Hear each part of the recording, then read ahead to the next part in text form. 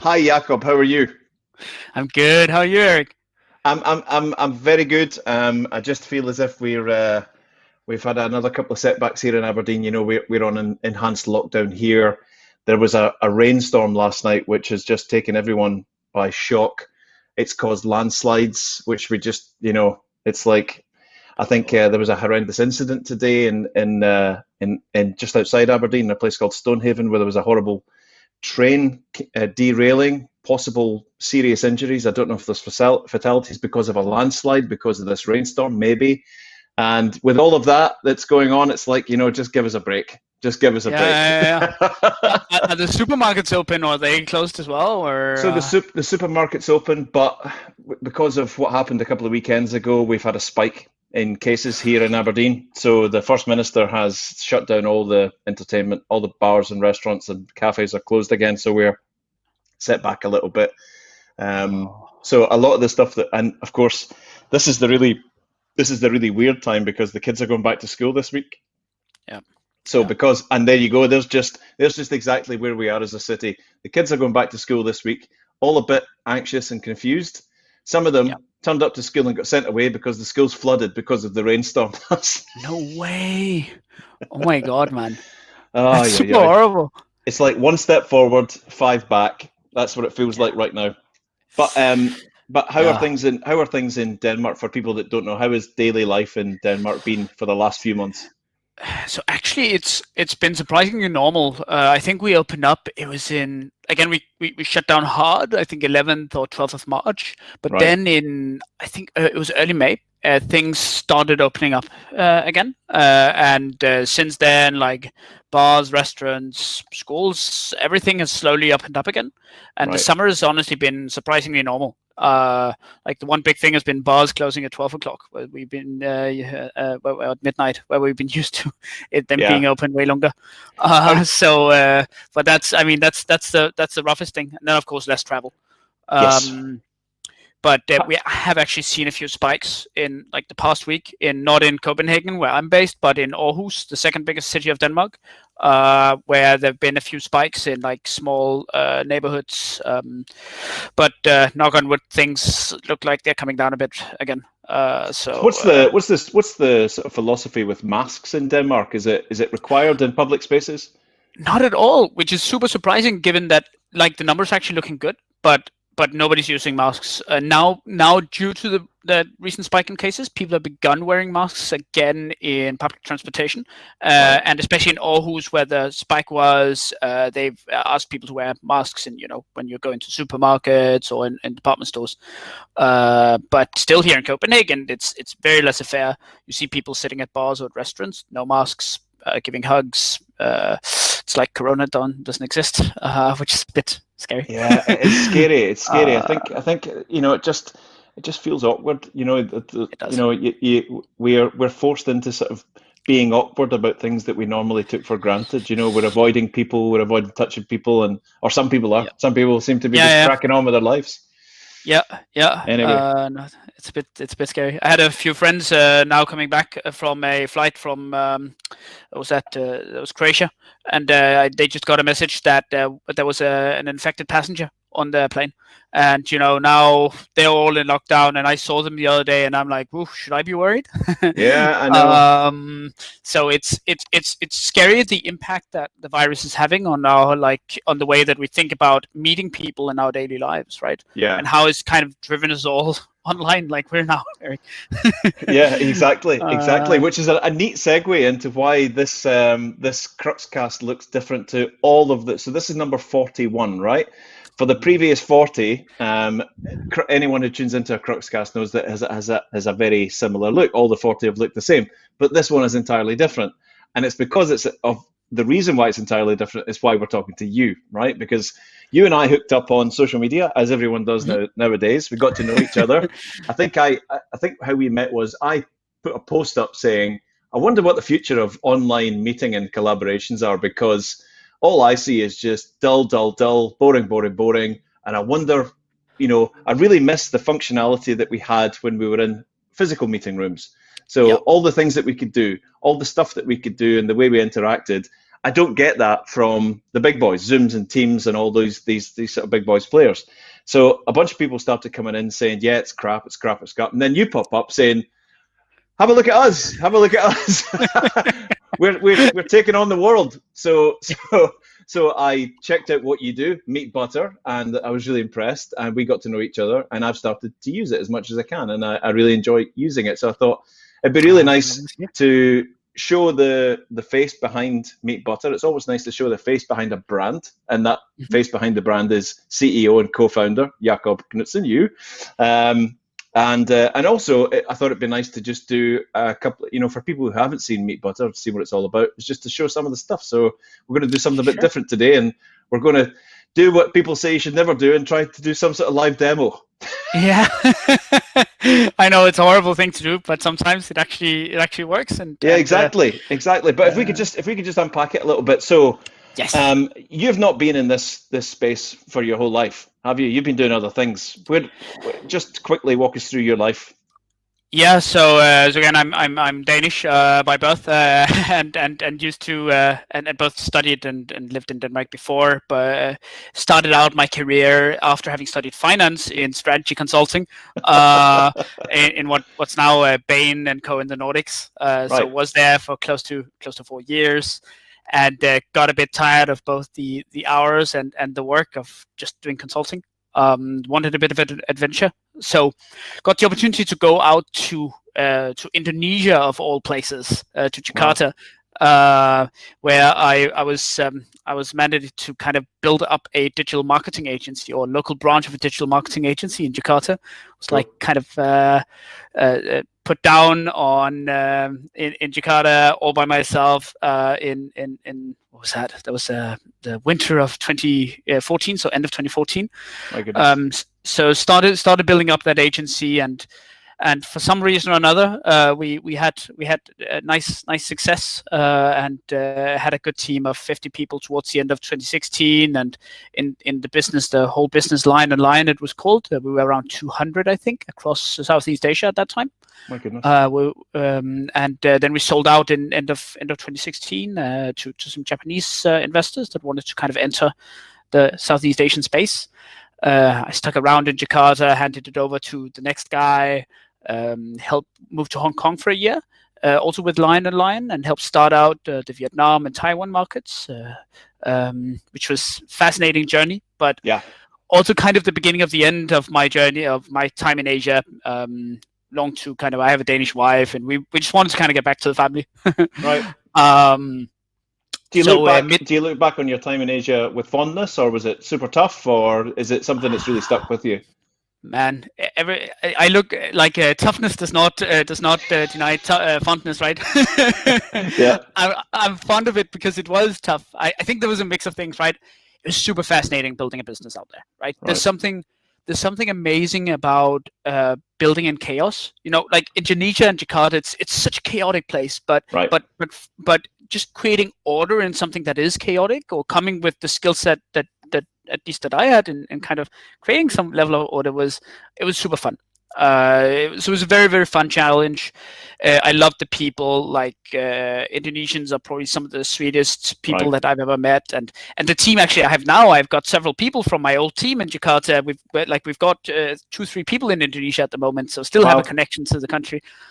So that part was amazing. Loved traveling there, of course. That was also amazing. So yeah, I mean, I look back on it with fondness, but I mean it was also super tough and felt extremely lonely. At least in the beginning. My wife, she's Danish, and we did long distance for the first year, and then she joined me after a year out in Indonesia. That was both tough and lonely that first year. I bet. Yeah, absolutely. But so then you get back to Denmark and start to think about something new. Yeah. So again, built something I was only a small owner of the company out there in Indonesia. So when we sold, I got a little something out of it, but not something big. I wanted to build something. I wanted to build something of my own. And I wanted to build something that was a bit more scalable. Again, building both when you're doing consulting or when you're doing digital marketing, you're selling one project at a time, you're selling man hours.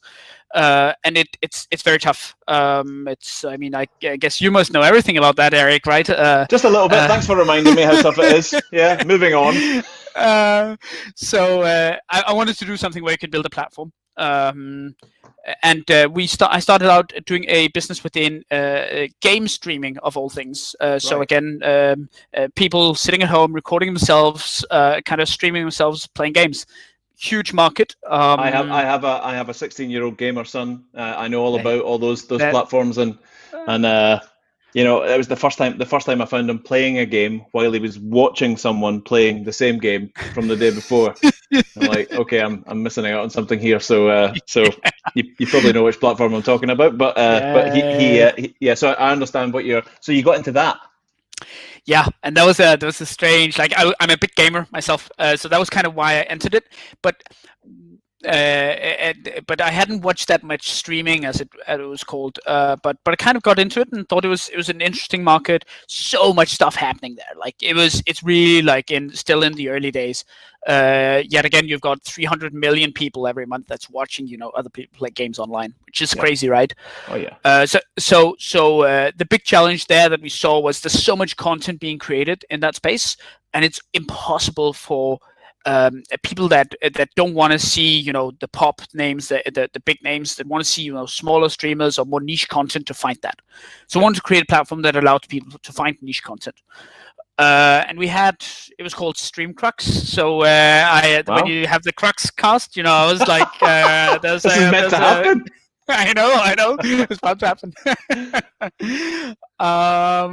So we had relative success there. You know, got some 10,000 users in the platform. I managed to gather an amazing team. We managed to gather an amazing team of people that could kind of build the platform, and it was a great journey. But there were challenges, right? So we built the platform, but it didn't have the growth that we needed to really kind of take it off to the next level. It was hard to monetize. Again, people are not used to paying that much money in that space, so it was hard to earn any money on it.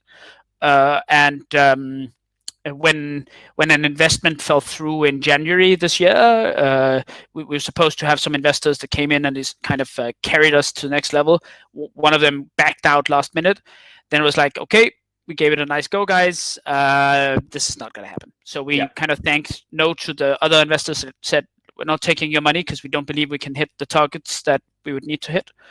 And then 4 of us from the StreamCrux team kind of carried on and said, look, we're working super well together. We still want to do a startup. Let's build something together. Wow. Something new. So yeah, that was the start of this year. And we were lucky enough that one of the conversations we had with investors when we were in StreamCrux was actually some really nice guys called Morph Capital they didn't so much like the idea of StreamCrux, but they really liked us as a team. Right. So when we said, okay, we are embarking on a new journey, they said, okay, I mean, we think you'll probably find something valuable or something interesting to do. So we would love to invest in you guys as a team prior to any idea. So they backed you, not necessarily what the thing was, but they backed you guys because they saw some potential.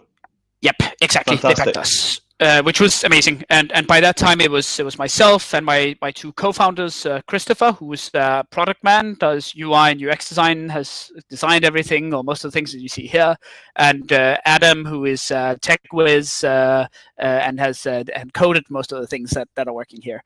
And then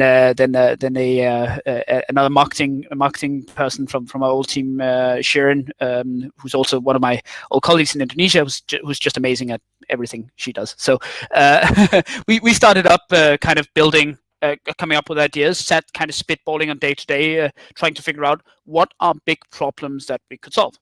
I would love to see the sketch pad of the ideas that you went through. I'd love to see what ended up in the trash. Oh, there were so many weird things, man. Yeah. But what was super important for us was actually starting out with not the ideas, but more the problems. Like, what are the big problems that we experience in our life or that we see others experience in their life that we'd like to solve? So we didn't go in solution mode. We went in, problem identification mode. Very good, very good. And kind of narrowed those down, and we identified a number of different things. We had a recruitment platform that we started out with. Then Corona hit. Then we probably thought, okay, recruitment's probably not the best place to be right now. So we veered away from that. Then we launched something called Remote Camp, which is still live, which are essentially workshops that help other companies go remote. We've been working remotely since forever. Like, again, Adam, he's based in Malaysia. Sharon was based in Indonesia. And Chris and I were placed in different parts of Denmark. So we were used to working remotely and wanted to kind of help other companies that face the same challenges in what can I say, best practice advice. Yeah. So we hosted quite a few workshops online of Remote Camp. And we just felt that, well, some of the ways that especially Zoom, which we were doing it, we were hosting the workshops on, but we also heard both Teams, Microsoft Teams and Google Meet. The functionalities that we needed just weren't really there. And the user interface looked like something that was developed in, the early 2010s, right? So quite archaic by modern tech standards. Yep. So we thought, like, okay, we should be able to do this better. And that was kind of how MeetButter was born, out of the incentive of saying, like, we want to make online workshops or kind of advanced meetings or highly interactive, complex meetings. We want to make them better. Right. So we started there. I think it was by that time it was late April. We started building MeetButter. You started building this in late April? Yes. Really? Start building. Not even building. Like, that was when the initial ideas kind of came, and we sketched it out. And there were a lot of internal tests. And MeetButter was actually born not as a fully fledged video conferencing system as you see today, but as what we called a companion app. So something you were supposed to run in your mobile phone alongside with running Zoom. Right. That was too advanced. Turned out to be too advanced an interaction. We couldn't get people to both sit and look at their phones and their screen at the same time. So we kind of opted for building the fully integrated video conferencing that you're seeing now. And that was probably mid-May before we started building video conferencing.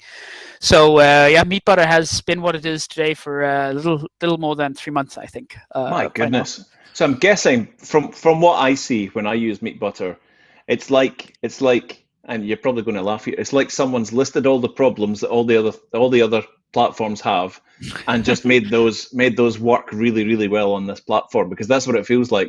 I wish I had this, I wish I had that. Oh, it's just here. That's it. It's nice and easy. So for those who've never seen this,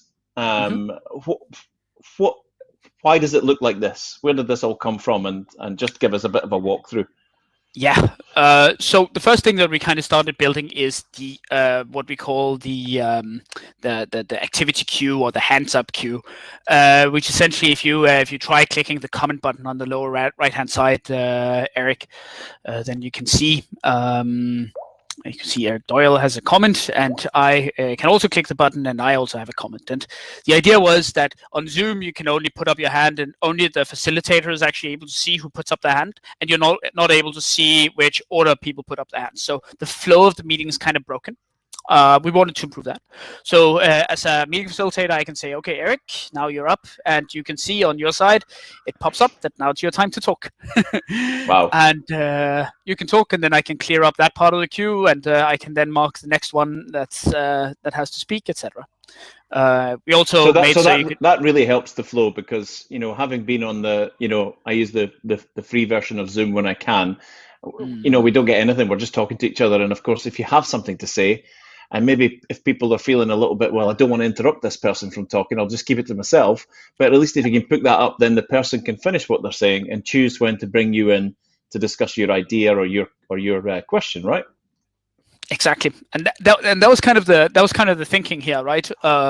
We even included both a question and idea. The only difference here is that the facilitator has an idea of whether this person wants to, has a question which often needs to be kind of clarified right away, or an idea which can probably wait a bit more to be addressed.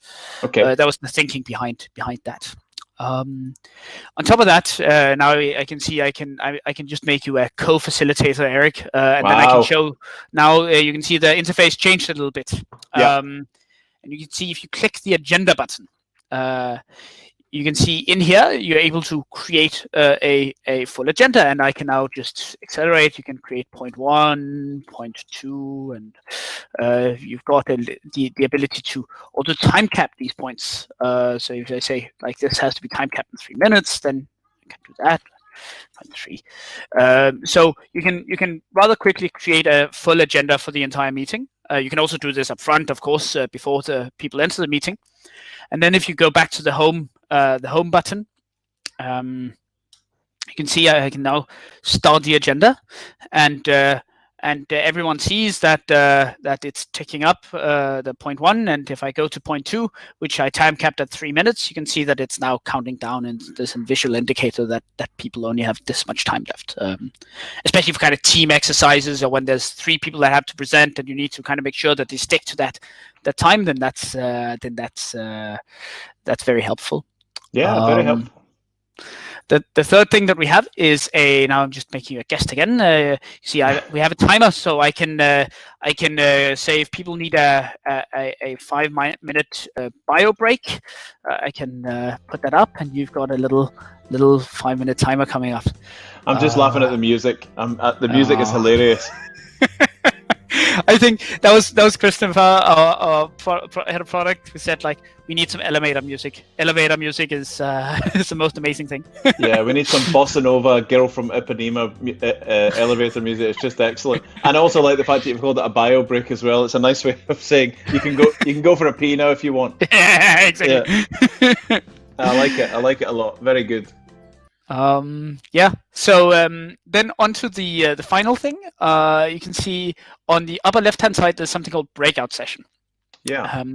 So if you click that, that's been one of the main gripes, especially with Teams and Meet, that they don't have breakout sessions, and Zoom has, but it's some people think it's quite clunky. The way it works on MeetButter for now, but we're working on even making that better, is the ability to add groups. So I can click the Add Group button, and you can see now there's been added 3 breakout groups. And I can press the Start Breakout Session button, and it tells everyone that now breakout groups are open. And people can then click the breakout session button again, and all the participants can choose to go to group 1, 2, or 3, and they will go into their own breakout group room and can discuss whatever they need to discuss in those particular groups. Good stuff. And lastly, I can then end the breakout session, and everyone will be pulled back to the central meeting once again. Do I just hit main room to come back?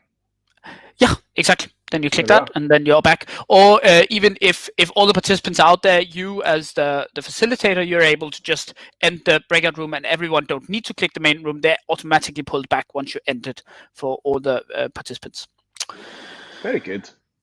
So the idea is based on the concept that if you want to have a successful workshop, if you want to facilitate a good course or training, the single most important thing is keeping the energy levels high. And anything that kind of creates friction, like sitting fiddling with things, or technicalities not working, anything that creates friction, it drains the energy. And we want to make sure that there's as little friction as possible in the workshop itself. Yeah. Very good. You must be. I mean, you must be very pleased with what you guys have done to this point. I know you're going to take it further. I know your ambition is to take it further, and I know it's probably been quite stressful, and there's maybe been some sleepless nights. But you must be quite pleased that this is the way it looks. I mean, it's not bad. It's not bad. That's a nice way to put it. I like what we've done so far. I love even more what we've got coming, and I just think there's so much more that we can do, right? I mean, this whole idea of making it super seamless, on keeping the energy levels high, of creating high levels of interactivity. I mean, you can see there's a poll button on the lower right hand side that's inactive at the moment, but later this week we'll have polls out. And I tell you, they're beautiful, they're gorgeous, and they will be amazing to interact with. So there's some stuff coming out that I'm even more proud of. And honestly, what we're trying to do is just making sure that people that are in workshops and that are in these courses, they have amazing experiences. And kind of our North Star, what I want to really achieve and where I really want us to go in the next year or years, is to enable online workshops to be better than their physical counterparts. Kind of leverage all the good things about online and doing things virtually by doing things that you simply cannot do in real life. So instead of something that you have to do because you can't do something else, it's something that you want to do because it's better, right? Yeah, exactly. Wow. Exactly. And I think on top of that, there's even the ambition of, like, again, you're based in Aberdeen, right? But I'm sure that you could provide amazing value to people that are based in Dubai or Singapore, right? Online workshops, they enable that accessibility, right? Suddenly your market expands tremendously because people from all over the world are able to kind of be part of the best workshops, not just workshops that are near them, right? Yeah, of course. Yeah. Which is quite amazing, right? Yeah, fantastic. And so you've got way more interesting stuff to come, but you're keeping that up your sleeve right now, for good reason, I guess. And I guess it's worth talking about. We shouldn't hide from these things. You're actually, as of today, people can use MeetButter full access for free, right? For a Yes, while. that's great. For a while. Yeah. For a while. I'm sure you'll come out at some point and let us know for exactly what a while means. But the bottom line is, if you wanted to run an online workshop that had energy about it and had some really nice tools and a nice look about it, you can actually use MeetButter for free right now. That's correct. Wow. Eric. Well, good stuff.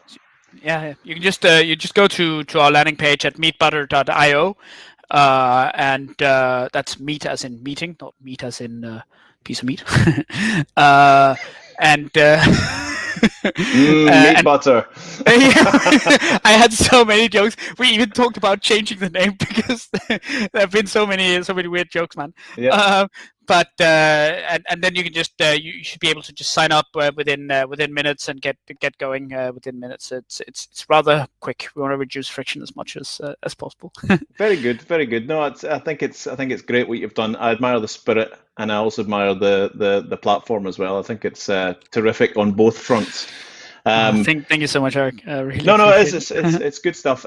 So a theme that's been running through most of our guests latterly on Crux Cast is that the leaders of the companies that I'm talking to, probably because of what I do for a living, but I've homed in on people that are very social. You know, you are clear. When I look at you and I see your content and what you do on social media, you understand the power of social media. You used to be in digital marketing. You get this, right? So you are the new breed of CEO that is happy to come out there and show yourself on social media. Not just happy to do it, you do it regularly. So what is the in your head about social media and how important it is for leaders and CEOs, MDs, whatever it might be, to be visible as you are? What's your thoughts around that? I think honestly, it's essential, but you need to be super smart about how you're doing it. And honestly, we've been developing it a lot. It's been Sharon, my coworker, and I that have been working a lot on doing it on social, and we're focusing on two different platforms. That's LinkedIn and Twitter. And we've honed in on, okay, what is the purpose of being there? Like, who is it that you want to target, and with what kind of content is it that you want to create to target those people? So we've been incredibly focused on creating a fully fledged content strategy for myself. So again, as a personal, not as a brand. We will get to that later, but at the moment we're focused on branding me as a person, because we believe that that's the strongest way of kind of building a business to begin with in the early days. And so for instance, on LinkedIn, we defined 3 or 4 different content pillars. There's one for startups, there's one for online meetings, there's one for, I think, tech, and then there's one for investment or something like that. So all your content is playing around those pillars, right? Exactly. All my content is playing around those pillars. We have a content calendar that we make sure is fed 1 week in advance, with number of long form write-ups, a number of short form write-ups, look very much on how can we create comments and engagement on each of the particular posts, and then we just make sure to post extremely regularly. Meaning honestly once per weekday on LinkedIn these days, which is rather tough because you have to produce quite a bit of content there.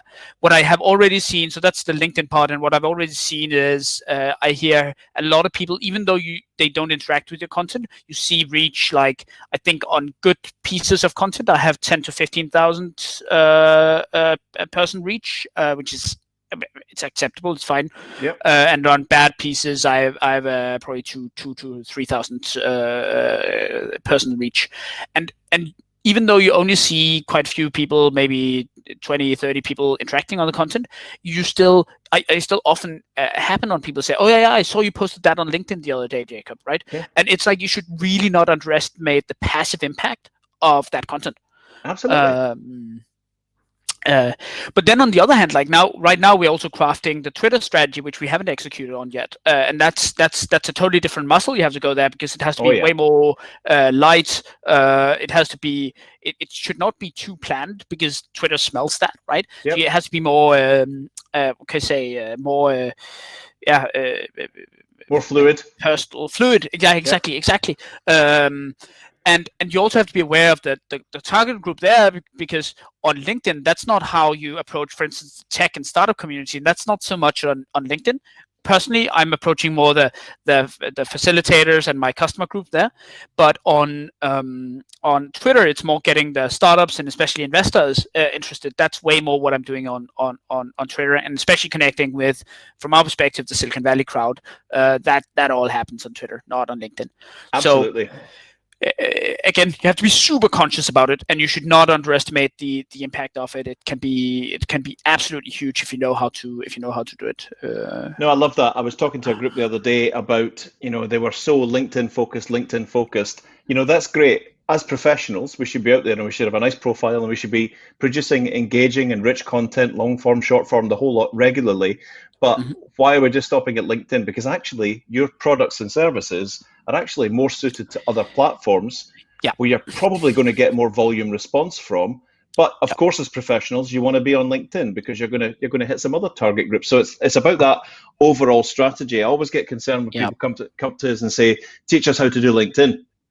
That's just one part. That's just okay. We will, but we want to take that conversation much further, because you might be better on Instagram, you might be better on Facebook, you might be better on Twitter, or you might be better on all of them.